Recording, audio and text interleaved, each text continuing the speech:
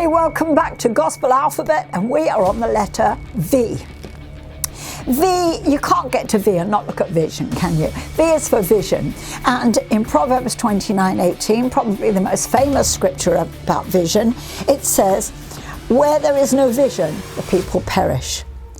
But he that keepeth the law of vision, happy is he."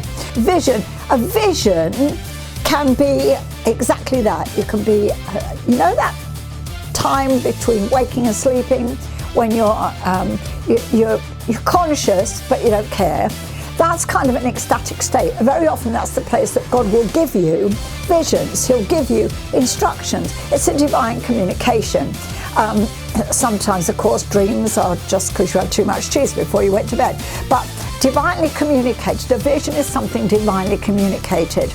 And it's important that we understand that vision, without a vision, it says, the people are unrestrained. That word perish means to be unrestrained. So what does that mean? Well, remember we talked about unity. Well, a vision requires you to be walking in the same direction. And if you've got a horse or two horses and a cart, and they're not restrained, they'll go off in opposite directions and the cart will fall over. You need to be on tracks. A vision gives you something to aim at. When God gives you a vision, then you set your face to that vision. And that vision gives you like train tracks to run on. And so you're not all over the place. If you don't have a vision, then you're all over. You're going over here because that looks good. You're going over there because that feels good. You're going over there because you think that person's got it. But when God gives you a vision, you keep on track. And I remember a friend of mine years ago said that God had given them a vision for a TV station. And they were praying, and they were putting money aside for this TV station. They were waiting for a TV station to come up. And then someone called them and said, "This guy's practically giving away this radio station." And they got really excited and they're ready to go, and it was a real bargain. I mean, it was going to be so cheap, a real bargain. But then it's like the Spirit of God said to them, "Wait a minute, did I tell you to get a radio station?" And they realized that this was a deviation from the vision, because as soon as they aligned it with the vision, they saw it didn't fit. It was not a step towards the vision. When God gives you a vision, everything that comes your way, you can go, is this taking me closer to my vision or further away from my vision? And that way you know. So avoid being unrestrained, avoid going all over the place, and get back on track. Now, God gives the vision step by step. He doesn't give it to us all at once, I have to say. The majority of us, if God gave us the vision all at once, we'd run a mile, just like Jonah did, right? Because it's too big for us. We don't believe that we can do it. But you know what? Don't think you're too old. I'm 70 years old, and do you know that 90%, the majority of inventions or creations that have affected the world for good have been by people over 65. That's really encouraging to me. That vision is still vision, even though I'm 70.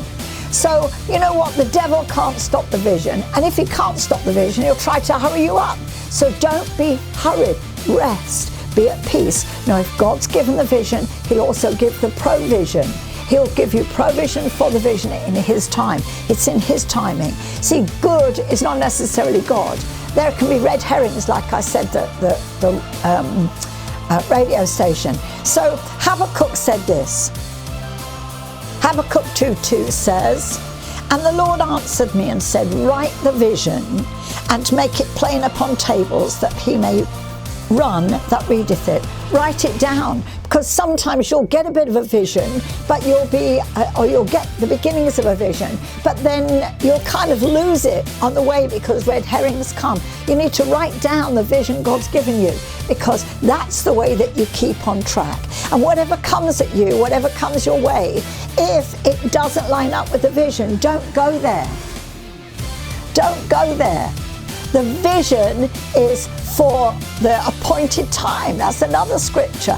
The vision is for the appointed time. Don't rush it, but write it down. You can't share your vision if it's not written. Somebody once said a vision that's not written is not a vision, or it's not a vision until it's written. So write it down. Write down what God gives you. Write down the future plans that God has placed in you. You say, well, what if I can't do it? Well, what if you can't? It's not about you, is it? It's about what God has said. So V is for vision. If you haven't got a vision for your future, then start praying and asking God to give you a vision, and He will. And then when He does, write it down, and then so that those that read it, including you, may run with it. You can read your own vision and go, yes, that's what God told me. I'm going to go for it. And vision requires strategy, and that's a whole other teaching. I teach about that in the Bible college.